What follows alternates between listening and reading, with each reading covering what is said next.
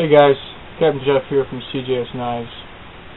I want to do a video on my angle grinder, as with my last video that I showed, which was the grinding the titanium liners. It showed me using my angle grinder that I had mounted to my workbench and how that's worked, and a couple people have sent me emails, and there's some discussion on how that works and how I go about doing that. So I thought I'd show you the hold down, the angle grinder, how I do that, the whole process as it goes through. So I'm going to start out by showing you some blades that I have, and then showing you the actual angle grinder itself. Alright, so here's some blades. This has already been cut out from a piece of stock steel. This is 01 steel, and this is the rough cut. And then here is a blade that has been cut with the grinding wheel. These are being cut off with a cut-off wheel, and this is a grinding wheel. And I got it close to my line. You can still see some metal there. It's still exposed. I get it close, and then I finish off the rest with my belt sander, my 2x42 belt sander. Alright, here's the grinder itself. I have it connected to my workbench with this mounting plate behind this mat. This mat basically deflects my sparks down to the ground to another rubber mat that I stand on. But this is just made out of some mild steel. Got a U-bolt into some angle iron that connects the angle grinder onto the bracket itself. Now this bracket here is two pieces of 1/8 inch steel, 3 inches wide, that I bolted together. There's bolts down here, and then there's bolts up here that hold this on. But this is 1/4 inch, because when I might use just 1/8 inch, there was too much flex. When I would press the metal into the grinder, it would flex too much, so I had to double this piece up. This board here deflects sparks from going back into there. I got a little water bucket here, and this is just a really cheap tool shop brand from a local hardware store, Menards. And I have two different types of discs. I have the grinding wheel, which is on there right now, and then I also use these cut-off wheels, which are very thin cut-off wheels. And these are 4.5 inch wheels. Somebody asked me in the comments about my amperage and size and all that. I have no idea. It's just a angle grinder. I know it uses 4.5 inch wheels, and that's about all the statistics I know about it. And I have the electrical wire running around the back, and it comes over to outlet strip, and that's how I power angle grinder on and off, is through this switch right here. That way I don't have to worry about messing with this switch. This always stays on. When I have my gloves on, there's no way that I'm going to be able to turn this on or off if I need to, especially off if I have my gloves on and something happens or I need to turn it off real quick.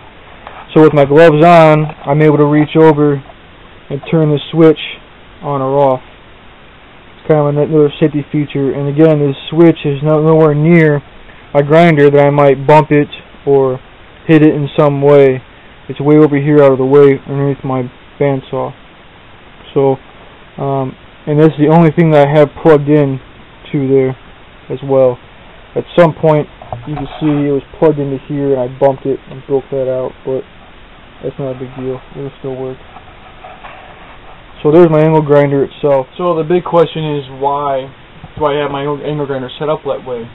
You know, why not just clamp my blade or my steel into my vise and put the angle grinder in my hand and go along it that way?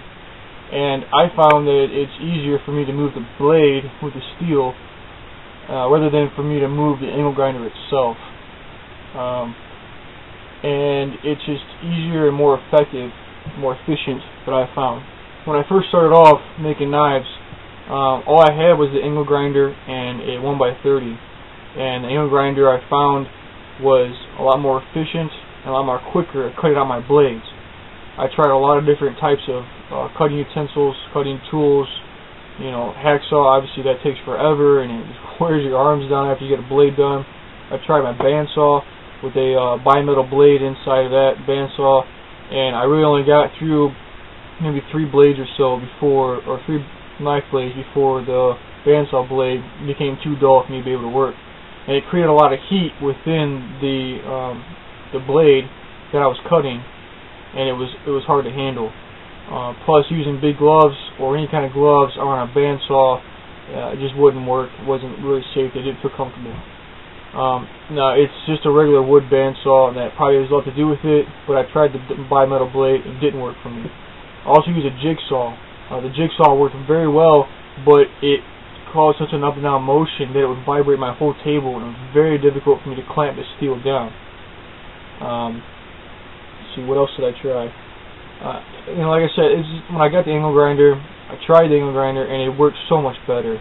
While going through a website, I found some shop tools, some pictures of the guy's shop, and he had his angle grinder mounted to the table, and he was using it to cut the relief cut in the blade, much like how you have right here in the blade itself, and that's what he was using it for. And he had a table set up, and he would just and be done with it.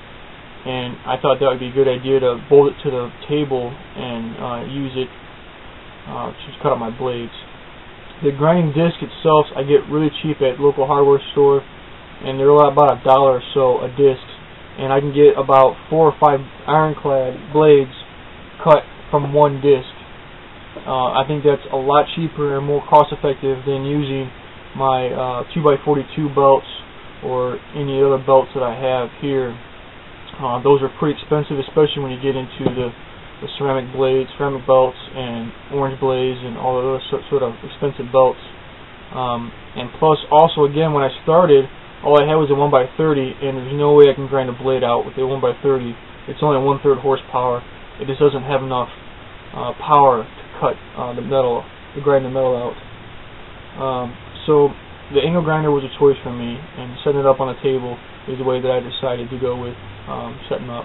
So I hope that answers some of the questions from some of the emails and the comments that I got. If you have any other comments, any other questions, or any suggestions, tips, whatever, go ahead and leave them in the comment box below or send me an email. Thanks a lot for watching, guys. I appreciate it.